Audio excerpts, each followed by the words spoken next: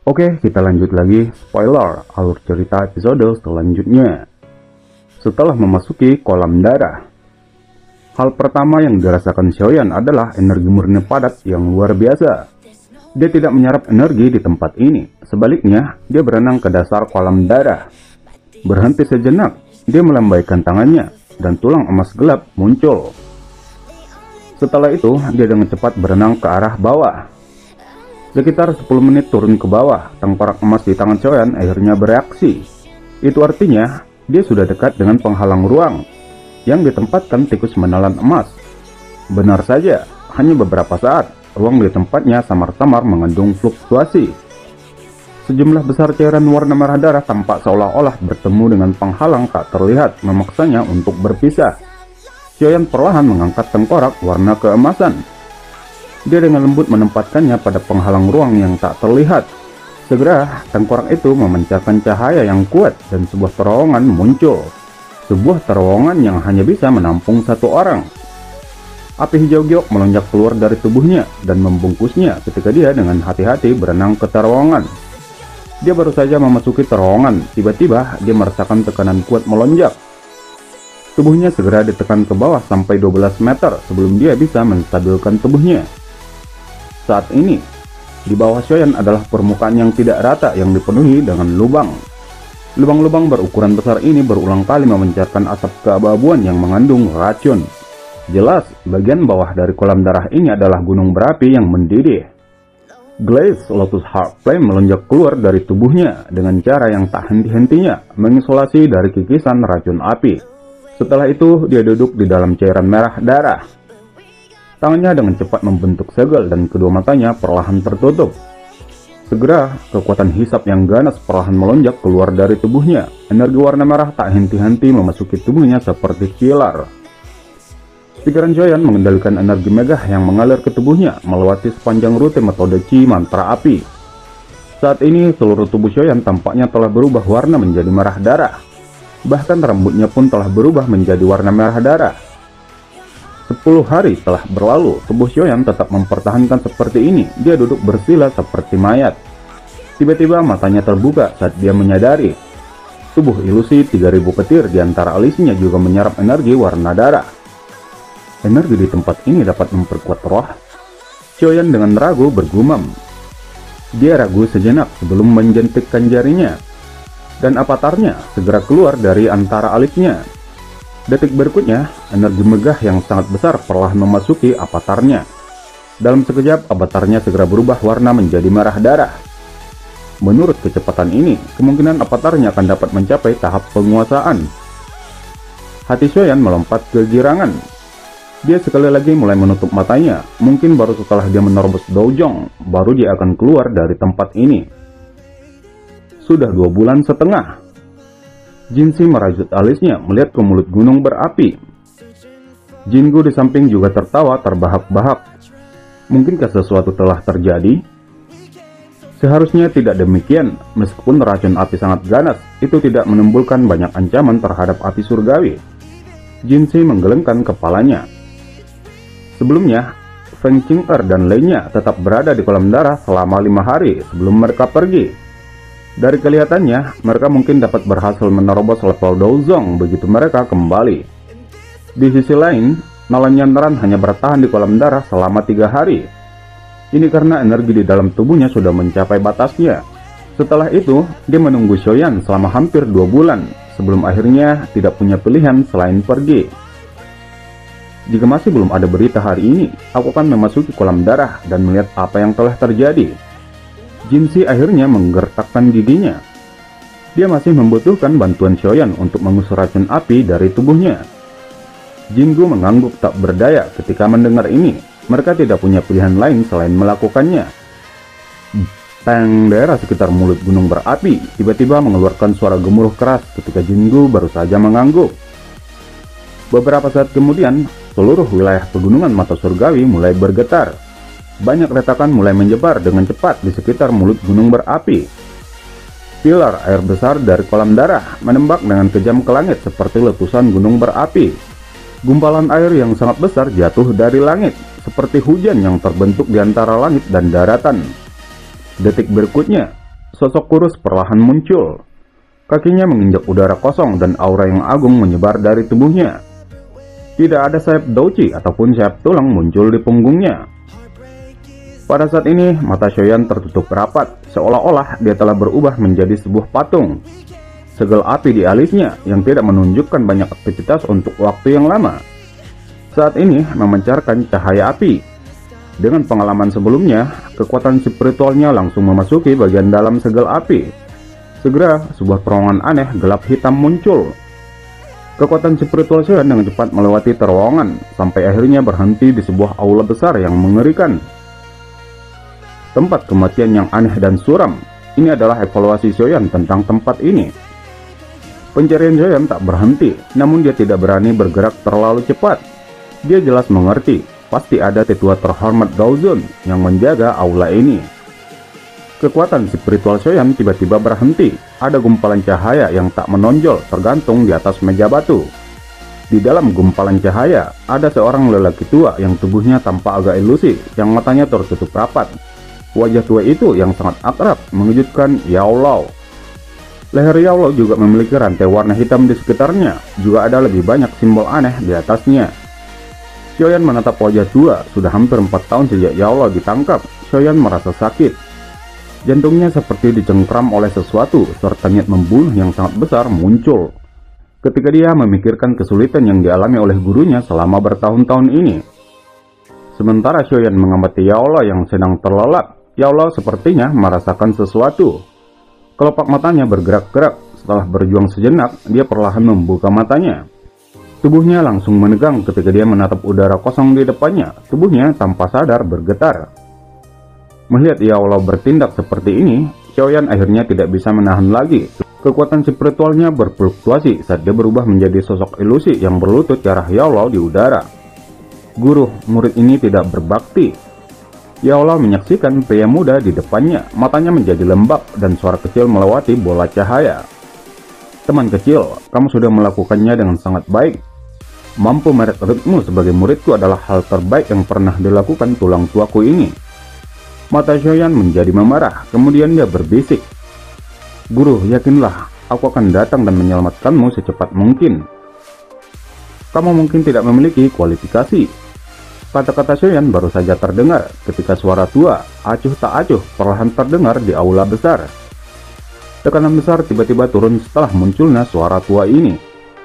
Namun ekspresi Xiaoyan tidak berubah. Dia berdiri, berbalik, dan melihat ruang berfluktuasi di belakangnya dengan mata gelap. Seorang pria tua berpakaian ungu dengan aneh muncul di tempat itu. Kamu adalah kekuatan spiritual saat itu? Xiaoyan hanya menatap pria tua berpakaian ungu dan tidak menjawab. Tidak disangka, bahkan seorang Gaozun tidak dapat menerima fluktuasi spiritual darimu. Pria itu berjubah ungu itu melirik Yao Lao di gugus cahaya. Namun, ini jauh dari cukup. Lain kali aku datang ke sini, aku akan membalas semua kesulitan yang dialami guru selama bertahun-tahun ini. Tatapan Xiaoyan seperti binatang buas. Mudah-mudahan, pria tua berpakaian ungu mengangkat alisnya saat tangannya tiba-tiba mengepal.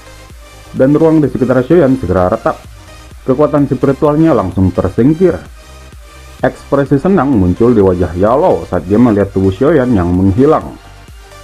Dia samar-samar merasa bahwa di kesempatan berikutnya, muridnya ini akan muncul bukan hanya sekedar kekuatan spiritual saja, sebaliknya dia akan tiba sendiri.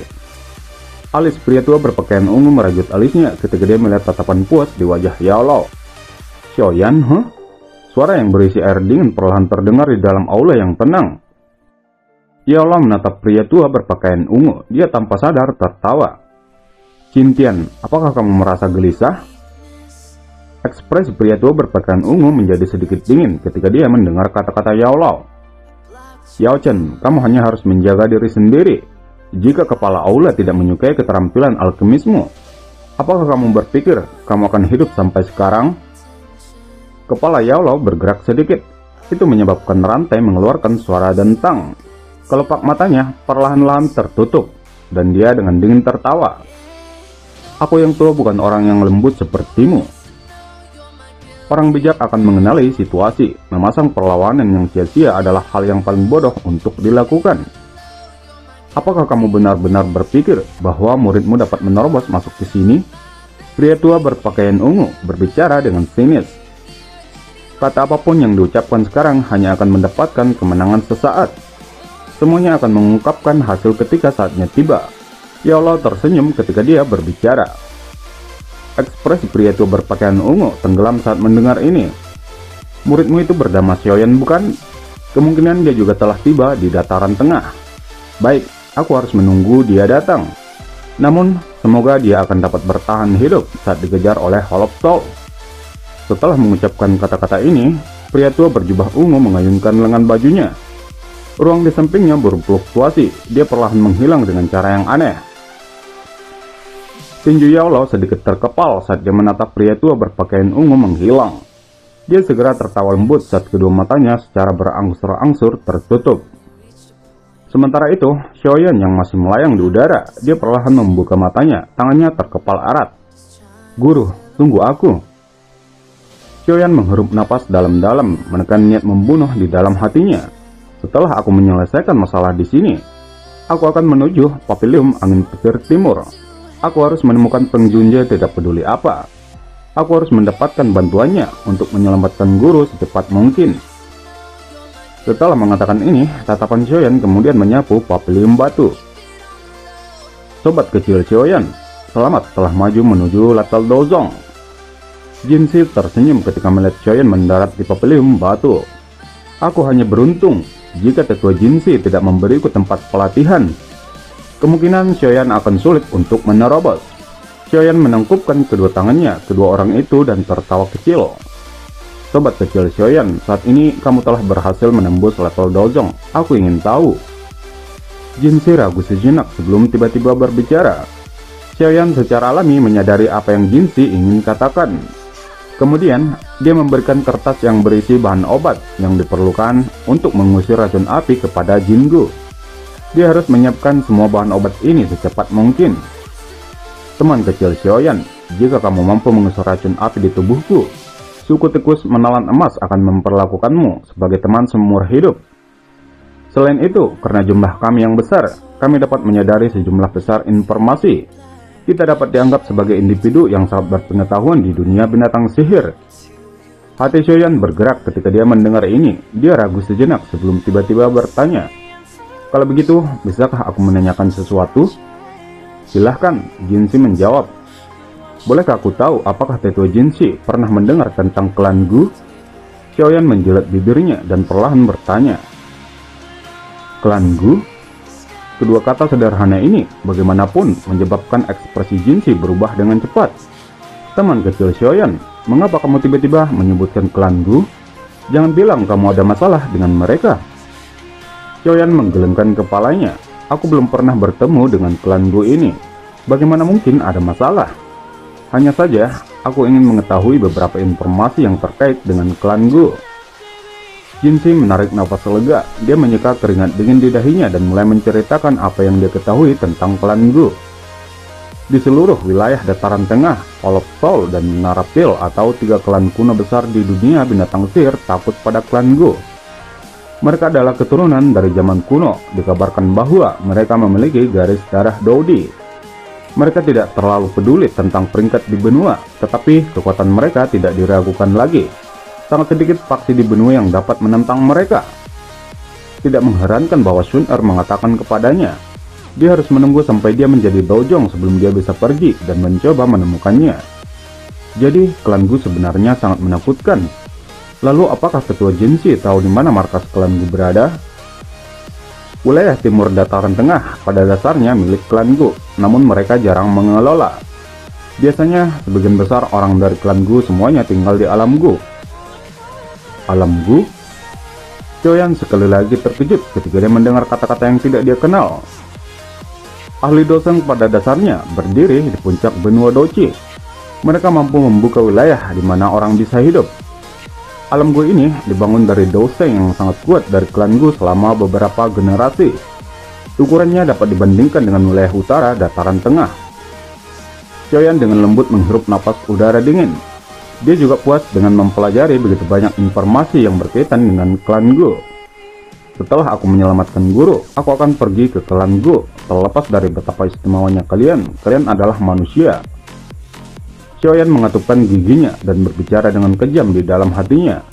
Dia tidak merasa takut hanya karena kekuatan besar di belakang klan Gu. Sun Er telah menunggunya selama bertahun-tahun. Sementara itu, Jin Gu, sebelum waktu siang, semua hal yang dibutuhkan Xiaoyan telah didapatkan. Saat ini, kabut melayang di dalam rumah batu yang berisi gelombang aroma obat yang padat dan panas. Ada cekungan kayu besar di sana, dan Jinxi duduk di dalam baskom kayu. Dan air mendidih menutupi tubuhnya sampai ke lehernya. Api hijau giok dengan cepat menggeliat di tangan Xiaoyan tepat di samping cekungan kayu. Ada banyak bahan obat yang dicampur dengannya. Sesaat kemudian, itu berubah menjadi setetes cairan obat merah menyala. Dengan jentikan jarinya, cairan obat jatuh ke dalam baskom. Konsumsi obat ini, sebuah pil keluar dari cincin penyimpanan Xiaoyan dan Jinxi segera menelannya. Ketika pil obat memasuki tubuhnya, rasa dingin yang memasuki tulang segera mulai menyebar, menutupi setiap inci tubuhnya. Pada saat yang sama, kekuatan obat dalam cairan panas warna merah di dalam baskom meresap ke dalam tubuhnya.